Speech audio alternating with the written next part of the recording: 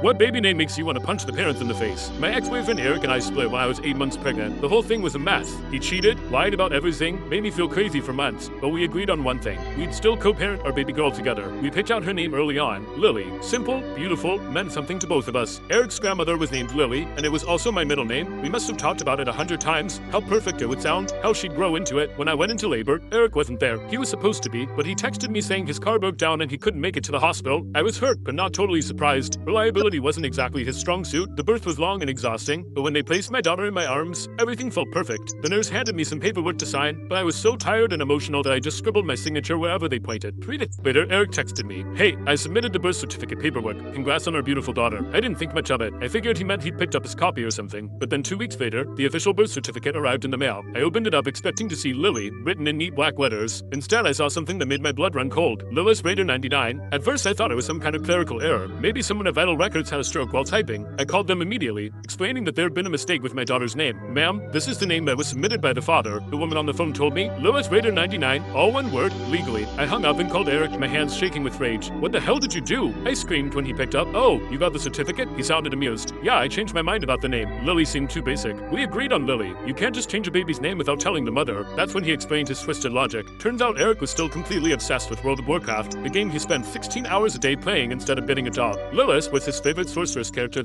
he'd been playing for 8 years. Raider 99 was his original gamer tag from when he first started playing online games as a teenager. He actually had Raider 99 tattooed across his chest in Gothic letters. This wasn't just some random decision. This was his way of marking our daughter like she was his property, his final stamp of control over our relationship. "She's my daughter too," he said with this sick satisfaction in his voice, "and I want her to have a name that means something to me. You named our child after a video game character. Lilith is a powerful name. She'll thank me when she's older." I lost it completely. I was screaming so loud that my neighbors came over to check if I was okay. My poor daughter was going to go through life being called Lilith Raider 99 like she was some kind of online gaming account. I immediately called a lawyer. Turns out, changing a child's name after it's been legally registered is incredibly complicated and expensive. I had to prove that the name change was in the child's best interest, and since Eric was the legal father, he had to either agree to it or be proven unfit. Eric fought me every step of the way. He hired his own lawyer and claimed that I was trying to deny him his parental rights. He actually argued in court that Lilith Raider 99 was a unique and meaningful name that would help our daughter stand out. The judge looked like he wanted to throw Eric out a window when he heard the full story, but the legal process still took 9 months and cost me $8,000 in legal fees. I had to work double shifts as a waitress just to afford it, barely seeing my baby while fighting to give her a normal name. Finally, the judge ruled in my favor. He said that naming a child after video game characters with numbers attached was clearly not in the child's best interests and could subject her to unnecessary ridicule and hardship. The day I got the new birth certificate with Lily printed on it, I cried harder than when she was born. My daughter was 2 years old by then, just starting to say her own name. Eric still refers to her as Lilith when he picks her up for his weekend visits. But legally, officially, she's Lily, just like we originally agreed.